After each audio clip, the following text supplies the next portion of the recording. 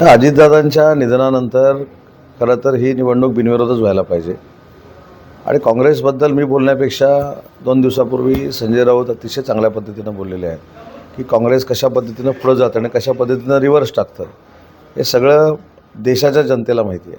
त्याच्यामुळं पहिली गोष्ट भावना असली पाहिजे, संवेदनशीलता असली पाहिजे. ती दुर्दैवानं काँग्रेसमध्ये नाही असं आम्हाला वाटायला लागलं आहे. माझी देखील महायुतीतला एक मंत्री म्हणून सकपाळ साहेबांना विनंती आहे की अजितदादांच्या निधनानंतर ही निवडणूक होते, सुनेत्राबाईंनी त्याला उभ्या राहिलेल्या आहेत. ती निवडणूक जर बिनविरोध झाली तर महाराष्ट्राचा राजकीय संस्कार आपण जपतोय अशा पद्धतीचा मेसेज अख्ख्या देशामध्ये जाईल. रोहित पवार सुद्धा प्रदेशाध्यक्ष बैठकीनंतर निवडणूक केलेली आहे की निवडणूक बिनविरोध व्हावी.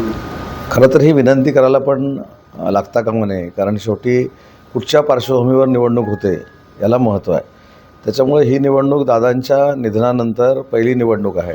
जो त्यांचा दुर्दैवी अंत त्या अपघातामध्ये झाला त्याच्यानंतर त्यांच्याच कुटुंबातल्या त्यांच्या पत्नी सुनेत्राबाईंनी ह्या निवडणुकीला उभ्या आहेत.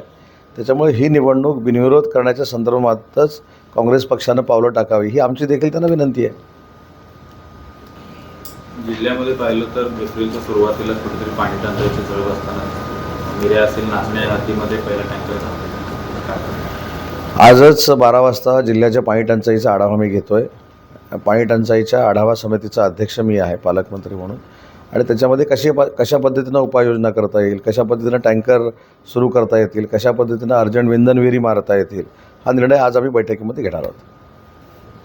सर म्हणजे जस्ट तुम्ही ताईंच्या बारामतीवरती बोलला तर आता असं कळतं की एनसीपीचे जे आमदार आहेत ते हर्षवर्धन सकपाळांना भेटत आहेत आणि साधारणपणे ही निवडणूक बिनविरोध करण्यासाठी ती भेट होती. हे चांगलं आहे ना.